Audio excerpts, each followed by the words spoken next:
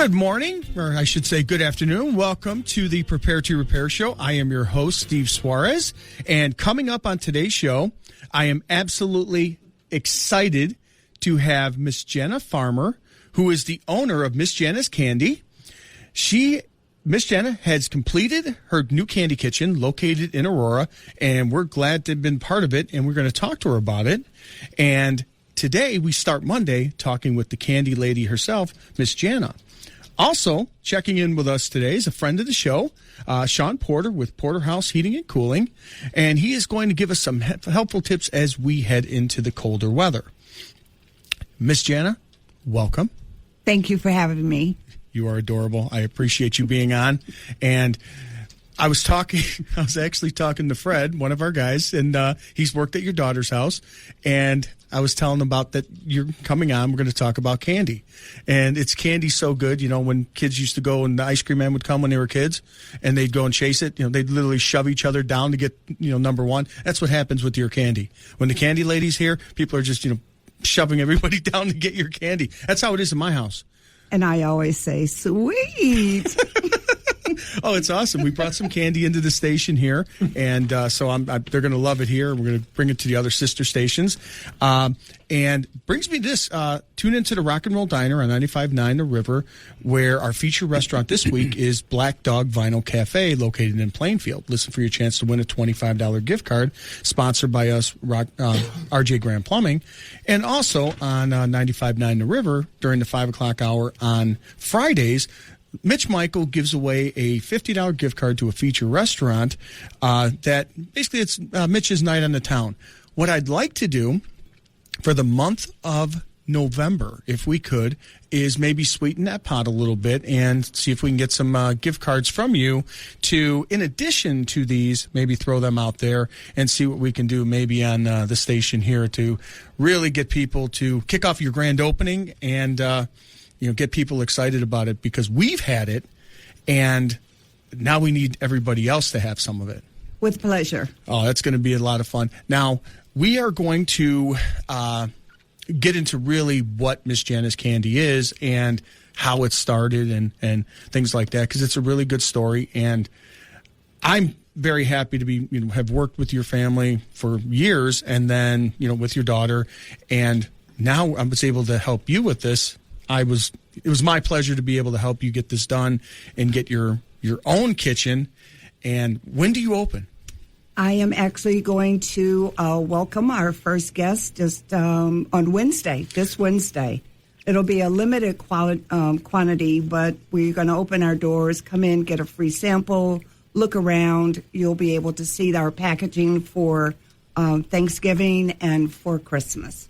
Okay. We'll do packaging also with the for Hanukkah and Kwanzaa.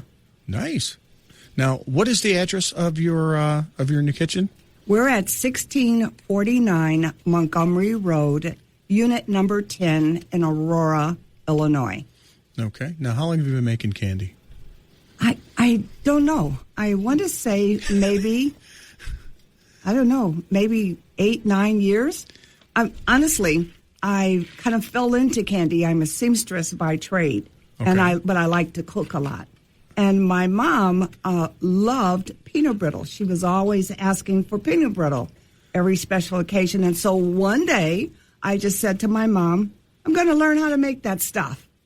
And I did. I started working at peanut brittle. It took me a long time to get it right. My family was really good with cakes and pies. I don't know anybody that makes candy, but my mother loved it, so I decided to try to make it. After trial and error over, I want to say maybe a year or so, I started getting good at it. And my mom would say, yeah, it's almost there. It's not quite there. But the day that I got it right, I gave it to my mom. She said, don't change a thing. Oh, my gosh, that's perfect. And so I started making candy for my mom. It turned into something more than that. I don't know when I decided that instead of buying gifts for Christmas, for my husband, for his team at work, I would make them a tin of candy. So I started I gave them some peanut brittle. so it was a nice, inexpensive gift. And then someone asked me, can you make toffee? I thought, well, I'll try toffee. So I got good at toffee. When they asked me for caramel, and I got really good at that, was when I realized I was actually onto something, because now my Christmas gifts are getting more and more, more and more people are coming to me. My children are asking for candy. Now the friends of my children are asking for candy. The turn was when I have a cousin that lives in Texas. In Christmas 2016, she ordered candy for a women's group. Mm-hmm. Because remember, I'm making candy out of my kitchen as I sew. Right. And I put up a little website. The only reason I put up a website to be paid for it was I got tired of giving it away for free. Starting to cost me a lot of money. That's when you became an entrepreneur. Yes. So I put up a website just so my friends and family would pay me for the candy. But I don't want to cut you off. Right now, this is where we're losing Scott. Okay. Why? Scott, he's eating the candy right now. Oh, this is where for those of you listening, we gave some candy, Miss Jana's candy, to Scott, who is the engineer today, who's handling everything and plays for Evan, and he's eating the candy right now, and this is where we lose him. This is where we usually lose everybody. Once they start eating that, they become just focused on Miss Jana. What would you need? Your bribe. People could be bought with candy easily. So I'm sorry. No, so you became the entrepreneur. Well, when my cousin ordered for her friends in 2016, she ordered for her friends. In Christmas 2017, those 12 ladies ordered over 70 pounds of candy that I had to ship to Texas. Wow. So in January, I'm by myself at home. I'm doing the laundry. And I'm thinking about how much money I made that Christmas. And I said to myself, I'm going to sell this stuff. I literally, this is the honest to goodness truth. I sat down. I incorporated myself as a business. I found a commercial kitchen to cook in. I got a phone number. I got the state of Illinois license to sell. I got a website. And when my husband got home, I said to him, you're not going to believe what I did today. And that was the year he was going to retire, because I'm an older person. I'm actually retired. Well, I'm going to ask you, that's going to bring us to another point. Yeah. And normally, my mother would, probably, hit me over the head. My wife would be beat. A whole line of people would be coming down to beat me over the head as I'm going to ask this question. Now, and this is very important, because you are that's what's remarkable about what you're doing. Yeah. How old are you? I am 71 years old. And this is where most people are retired or doing other things. You have taken on a venture, opening up your own kitchen and doing things that a lot of people that are, younger, way younger than you, that won't do it, or that are maybe nervous or just are afraid to make that leap into that pond. To be honest, it never occurred to me not to do it. My husband said, what are you doing? So I'm about to retire. I was like, what does that have to do with me? You're going to golf and you're going to do your thing. Nothing changes. I'm just going to make candy, because honestly, I saw myself as just selling candy over the internet. Right. I literally just did all that because I didn't want to get in trouble doing something illegally. Right. I needed to pay my taxes. Right. I know that you're supposed to collect. So that's why I did it, just because I wanted to protect myself, and I don't want to be afraid of doing something legally. You always want to be above board with what you do. Absolutely. And so I started the business by myself. I had 3 pots and 3 thermometers. I literally took 3 pots and 3 thermometers to a shared kitchen and started cooking. And my son, who was recently returned from the military, looking for a job, was in between jobs and just didn't have a lot to do. I said to him, everybody works for somebody. Come help me out. Right. Just carry my stuff back and forth. And he did. And since he was there, I said, I'll show you how to make candy. And he became phenomenal at making candy. We're making candy on the stove now. We decided we were going to do a little open house and invite people to the shared kitchen and start making candy. The bridge was, I have a friend who's in the foods industry. She introduced us to a chef. She said, have a chef look at your candy. This was the first time I was under the microscope, because it's easy for your friends and your family to love what you have. But when you you cross that line into field testing what you have, that's when it gets serious. You have an independent judge. Yeah, they didn't care anything about me. No, they don't. He said to me, the chef said to me, he said, I hope that you're open to any, corrections that I may have. I sent the chef the candy and went to bed. I was so nervous about it. Okay. And the chef called and said to me, I don't know what you're doing. You're not trained, but your cook is perfect. He says, I want to introduce you to someone in Chicago. So I came in, I met a chef there. I don't know if I'm supposed to use his name, but under the program that's called the Apron Exchange. Okay. And they invited you in. And what they did was, this gentleman, his name is Jim Callis, he had this idea of offering a place in major restaurants to women and minority people who would never get an opportunity to just showcase what they have. He said he used to see people all the time at farmers markets. And He said, and the talent would be so great, but he said he knew that they would never get to the marketplace. Mr. Callis and one of the men with him, his name is Matt Summers, and Aaron Andrews, these are all greatly trained chefs, invited me to come sell candy in Chicago. Fast forward, because I was in this program and I was showing our candy, my son and we started doing these shows all over Chicago, major places. We ended up doing an event for Google. We did an event for Pinterest. We were background people in a Showtime TV series. And we were actually featured at the United Center. That is showing our candy. Amazing. Yes. That is amazing. I didn't even know this. I just knew that when I was doing work for your daughter, and you said, here, take some candy home. And I bring it home to the wife, and it's like, I'm not really a candy eater. Yeah.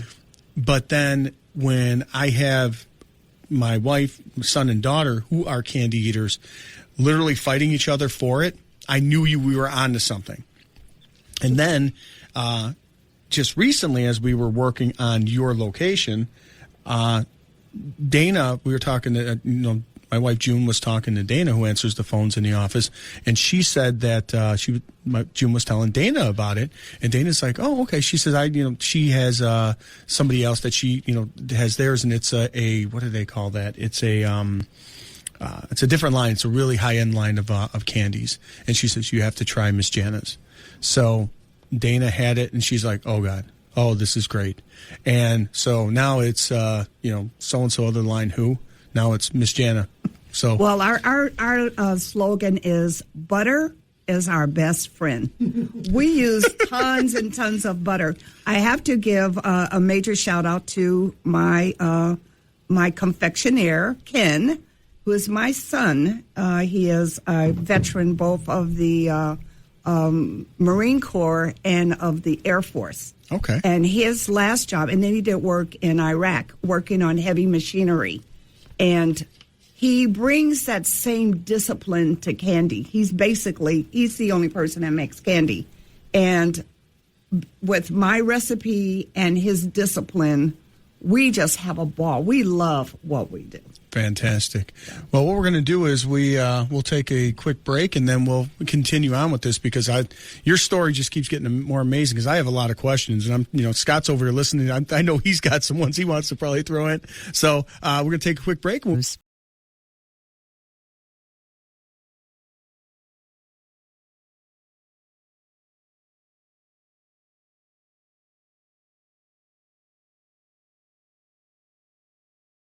Plumbing. Back with me is Jana Farmer with Miss Jana's Candy.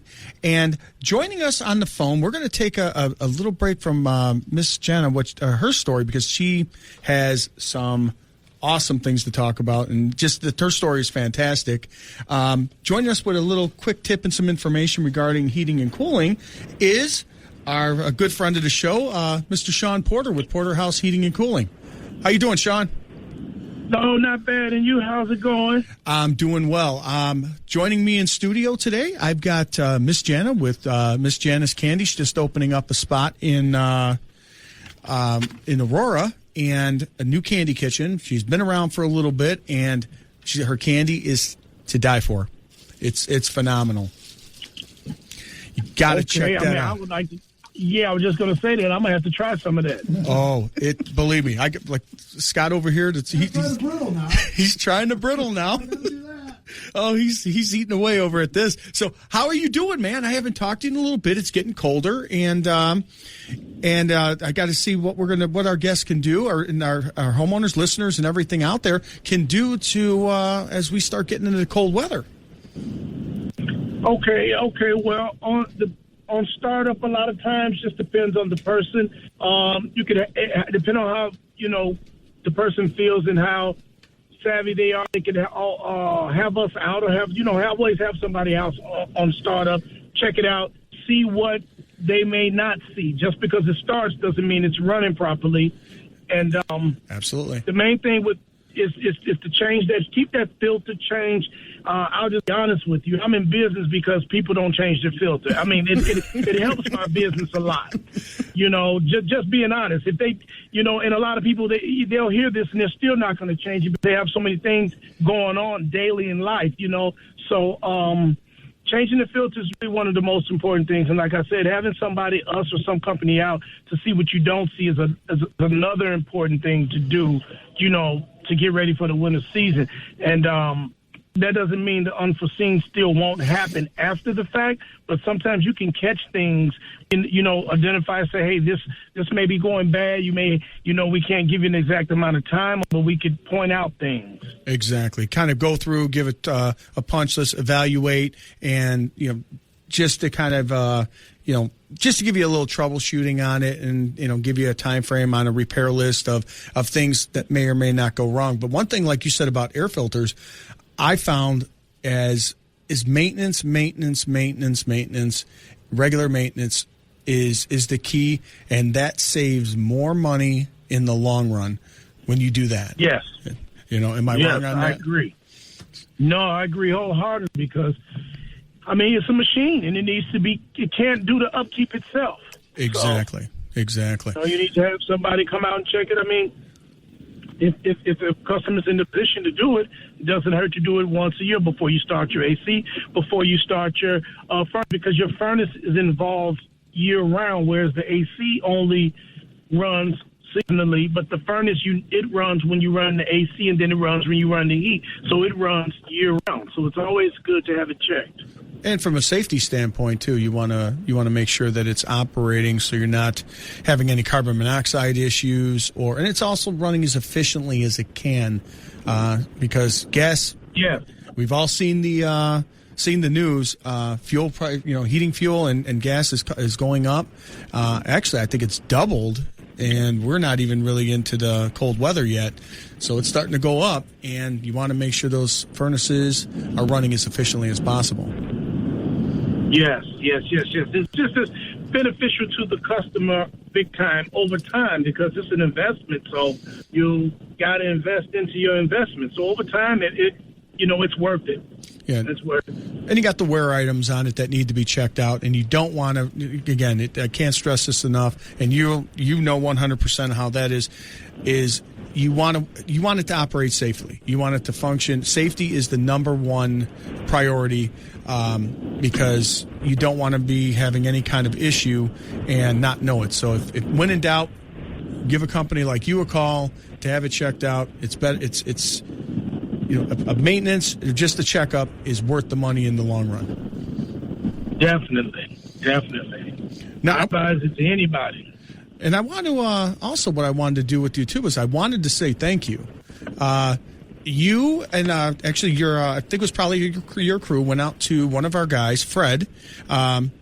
Went out to his house. Fred is a new homeowner. He's probably been there about maybe a little over a year, and he had an issue with his AC unit. And the guys got him set up and got the AC working. He has his baby just turned a year, so he got him set up, and turned out that they evaluated his system was old, and just very old system. He knew it going in, so it wasn't a surprise. And you guys hooked him up and took care of him with a new furnace and new condenser and got him all taken care of. I want to thank you for taking care of him. He's been great. He said you guys were fantastic, answered all the questions, and did a great job. Yes, we did. I appreciate that acknowledgement for that. Thank you, because I actually was one of the people that went out there after the fact. I forget for what, to visit with him, but we took care of him. And he was happy. Like you said, he was happy, and we were happy. So we were happy to be able to make him happy. So that worked out pretty good. Fantastic. You guys been busy? Yeah. Normally we do have a break. It's like we went straight into it. We still been putting ACs in last week. So really, we put like 2 in last week. So so we've been unusually busy this year. We went straight. Now we're doing straight into the heat. I mean, I'm not be surprised if somebody buys another AC, but because it's been happening. So we've been busy. Now, is there any kind of specials for getting or end of the year specials that you're doing that people can get if they got an AC system done right now, with it being again off season?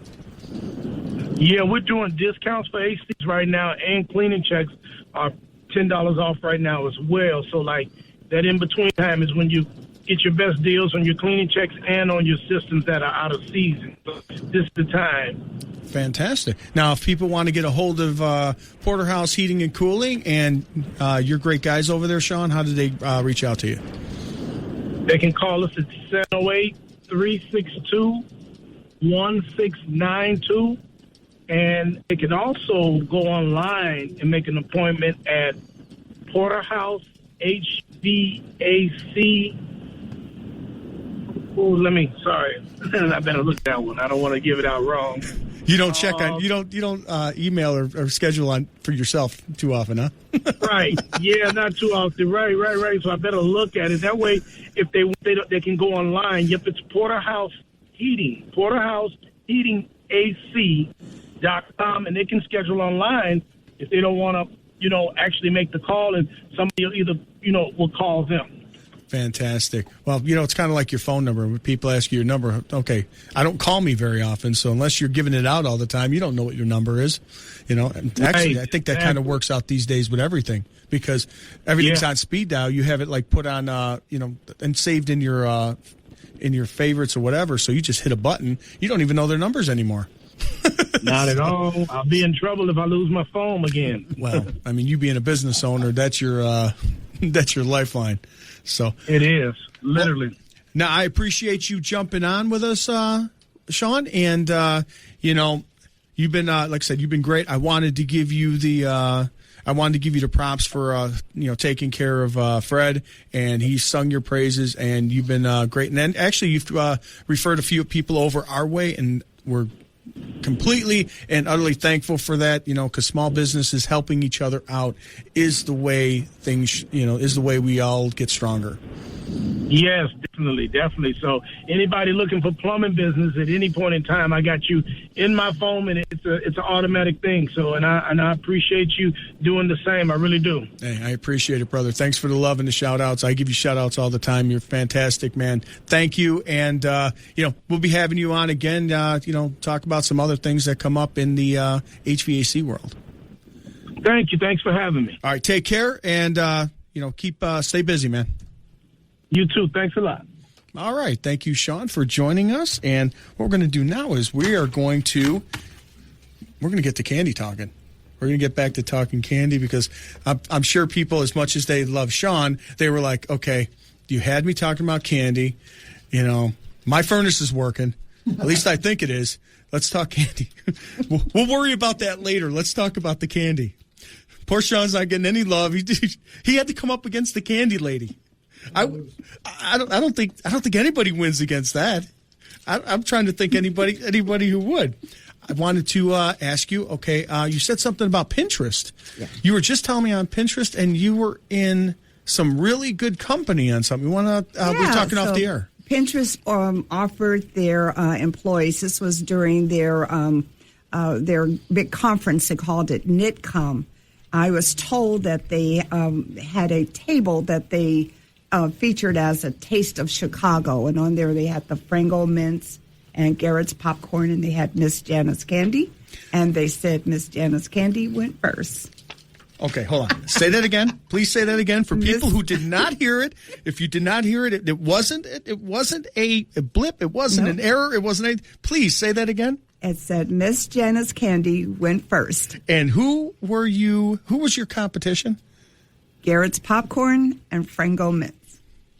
Now the thing about Miss Jana's candy is, come on, we use. It's made with love.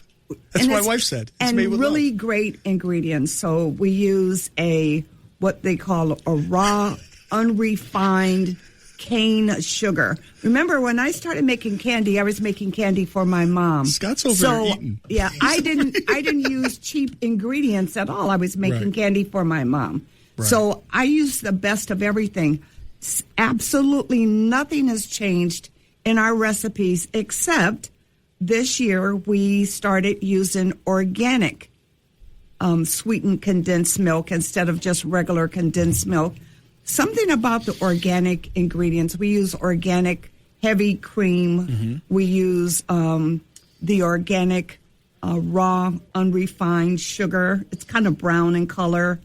Now we use the organic sweetened condensed milk. Okay. It's not that we're doing organic, clearly, but it just cooks better because it doesn't have all the other garbage in it. Okay. We roast our nuts with avocado oil and a kosher salt, a coarse grind kosher salt, and we sprinkle the top of our chocolate with just a little, what I call a kiss of salt. It keeps the candy from being so sweet. And so, yeah, it's just so you get nuts and caramel, and it's just a treat to have a piece of candy. Listen, nobody needs candy. Your doctor's never going to tell you need to add some candy you need to find a new doctor. Your diet. Yes. But what you should do is you should have a little treat like that in moderation. Right. Most people won't buy. Can we find that most people are not buying candy for themselves? Mm-hmm. They almost always buy it as a gift. Right. And then they eat it. Yes. And the reciprocate, they like people like candy. I'm going to ask you something. Okay. And when I ask you this, I'm going to hide behind Scott just in case you throw something at me. Okay. This is a dumb question. Maybe I don't know if it is a dumb question, but I've seen this before. Sugar-free caramel. Doesn't exist. We have people come and say, do you do sugar-free? We go, no. Do you do gluten-free? No such thing as gluten-free candy. Wow. No, gluten is, there's a protein, wheat, and right. This is peanuts, right. and peanuts and almonds and pecans. So a lot of the stuff that you're making. Yeah, they ask the questions, and we just say, no, this is not Jenny Craig. Wow. That's what we say. No. It's candy, and it's not candy. It's not health food. It's not health food. Someone said to us one time, "Oh, I need this." We were doing we were at a farmer's market, mm-hmm. and next to us, we were at Northwestern University, in fact, and there was huge giveaway of fruits and vegetables there, and then there we were with candy, and people said, "Oh, I need this," and we'd say, "No, you need the fruit and vegetables. You want candy." That's a treat. It's a treat. Exactly. And that is, well, there's some, I'm willing to bet that you were probably one of the most popular people there, though. I was. I knew. I'm not going to lie. I'm just, facts are facts. So, but I wanted to ask you something else. Now, we, got into your candy. Now, I want to ask you something real quick, and then we're going to go to your opening of your store. Okay. Now, you take. How do you take your orders? Can they order online? People can go all over and find you and things like that. So you ship them and ship your candy. Well, originally the plan for me, honestly, I never saw us in a brick and mortar. In fact, I never wanted a brick and mortar. We were going to just sell candy over the internet. Mm-hmm. Honestly, that's what we're going to do. We were invited then to sell candy face-to-face, to do these public appearances in Chicago. Right. And so that became another venue to us. That was never something I saw for us doing. When then the virus happened and there was all the, we all were in shutdown, we had to change our plans. And so we were selling candy online, but we couldn't sell as much as we needed to really sustain us as a business where we were. We had moved after we started selling candy and became really popular. I had to trade out my 3 pots and 3 thermometers. Within 3 months of selling candy, I was forced to buy a candy cooker. I literally bought an expensive candy cooker and had nowhere to plug it in. This is the truth. So I found a church that I remember the pastor.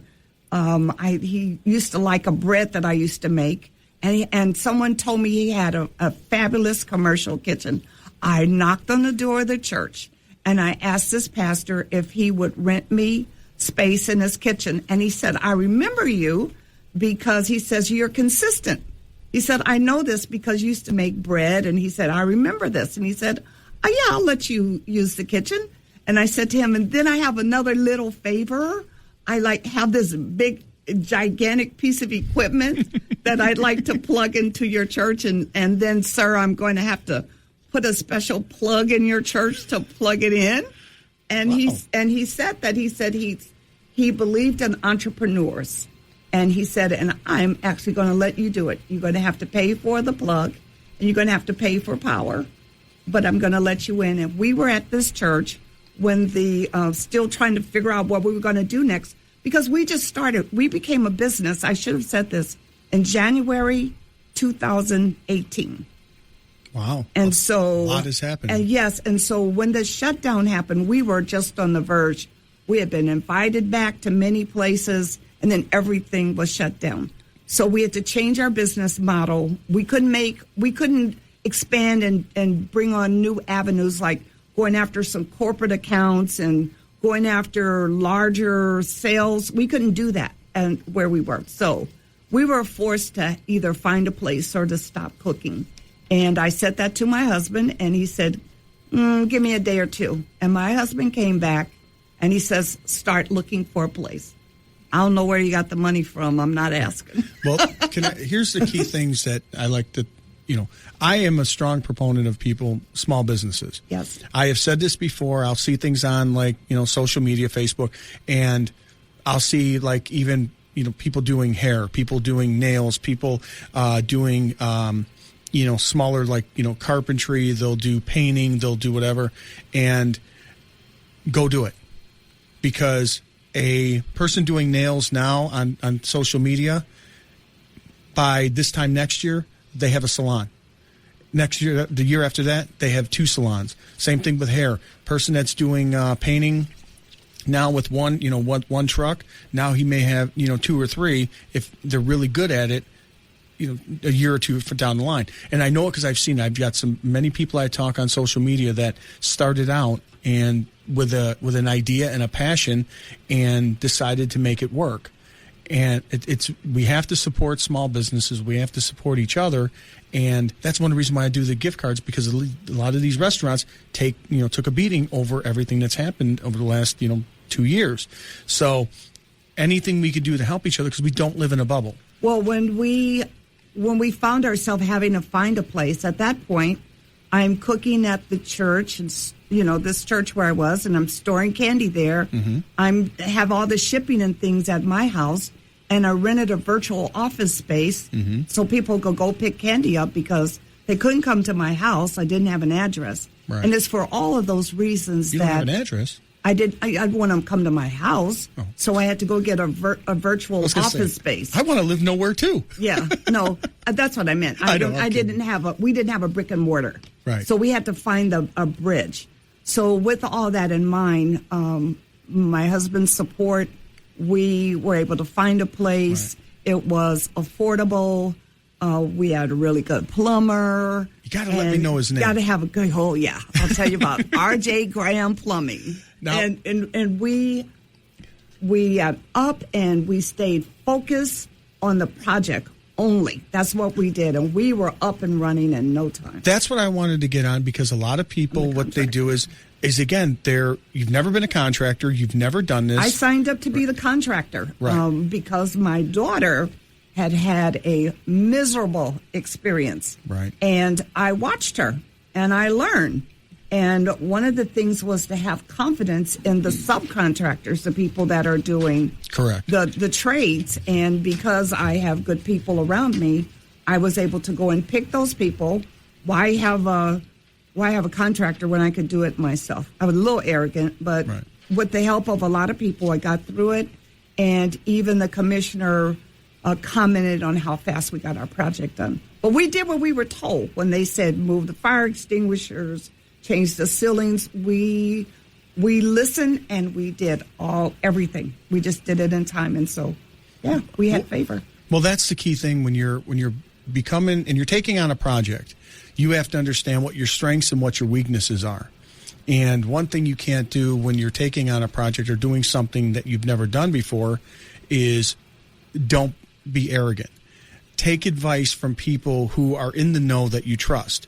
Like I've never done radio, and from my first show to now, I've gotten better.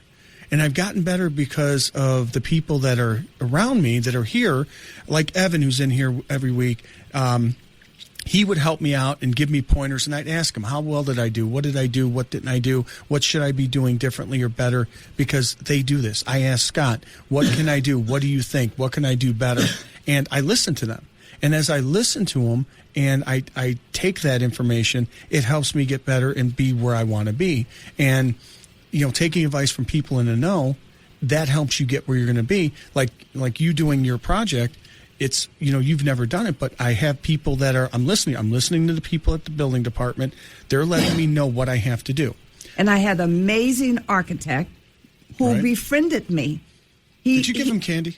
Yes. Okay, I'm just going to let you know that the common denominator on all this is everybody around me gets candy. My accountant, my dentist, everybody gets candy. My dentist sent me a card that said, I said to her, butter is our best friend. And she wrote me a Christmas card, my holiday card that says, inside it says, brushing and flossing is our best friend. There you go. Now, I want to ask, okay, you got your project done. And I want to make sure I stress this. Your first time being a contractor, but you listened and you took time and diligence to ask the questions and move the project along. You paid attention to it. You had a schedule and did everything. From the time that you took possession of the unit to the time you got your occupancy, how long was that about? We received our keys on July the 1st, and then I started working with the architect, and we received our certificate of occupancy last Wednesday. Okay. So little... 16 weeks, I think it was. 16 weeks? 16 weeks. Okay. Yeah. So, that's from the time of... not even... And I think... How long did the actual construction take? That was 6 weeks? Yeah, 6 weeks. Yeah, 6 to 8 weeks. Because you have to wait in between for what do you call it? Inspections. You got your and approval, then things too. have to dry, walls have to dry, floors have to set. Right. So everything was always fluid. And I would say to my family as we were doing the project, just let the trades take the lead. Right. We never press people about you just be there at this time. My husband put a lockbox on the door, and we gave people codes, and we said, come and go. Right. Come and go, do your job, and we expect this to be done. And so I think because we allow people to work at their own pace and when they could work, and within they have to be certified with the city, right. So they're credible, and we just let them go. And everybody was happy. We never had a fight. Right. We never had a redo. none of those things.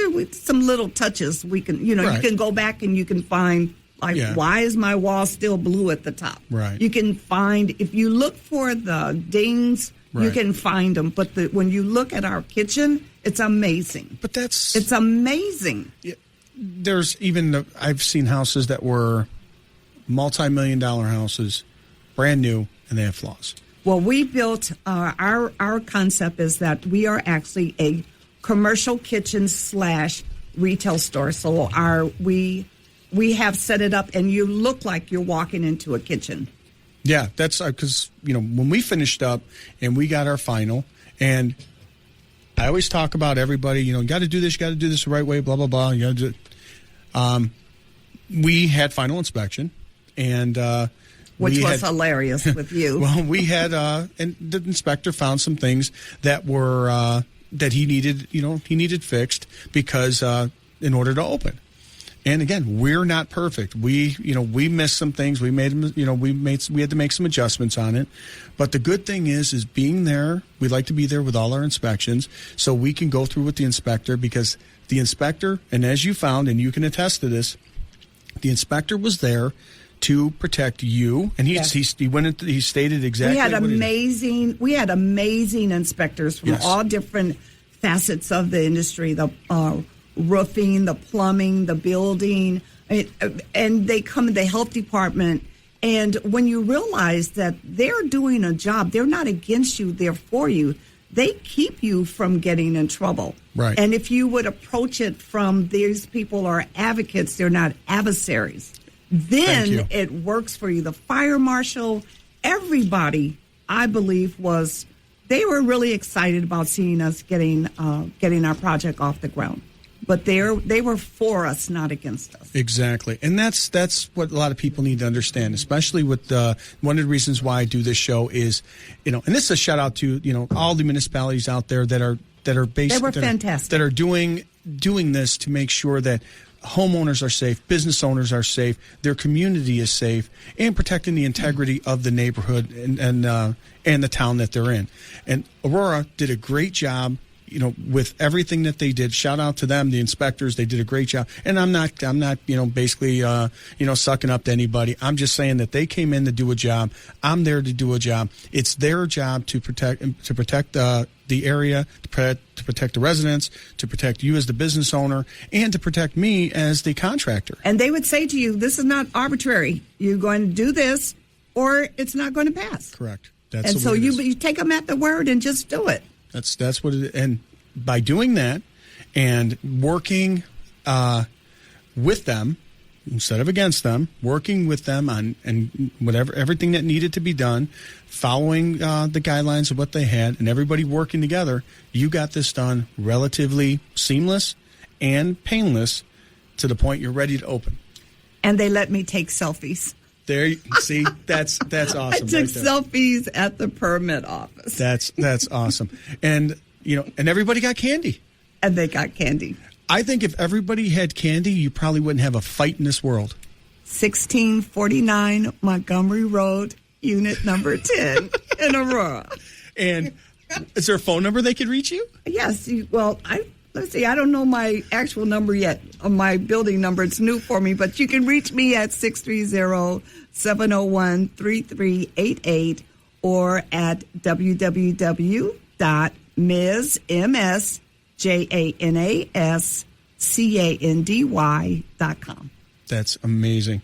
That you have been an inspiration. I'm going to tell you, you've been an inspiration to people who are starting a business and people who are basically at maybe starting a second career. Yeah. It's a wonderful experience. We have decided as a family that we are going to work very hard, but we're also going to play real hard. We're going to take our time off. We're going to live as we enjoy this candy business. And right now, my desire is to just grow in Aurora. Right. I just want to be an Aurora landmark. I want people to travel to Aurora to buy great handcrafted candy. Our peanut brittle is our signature candy. I did it for my mom.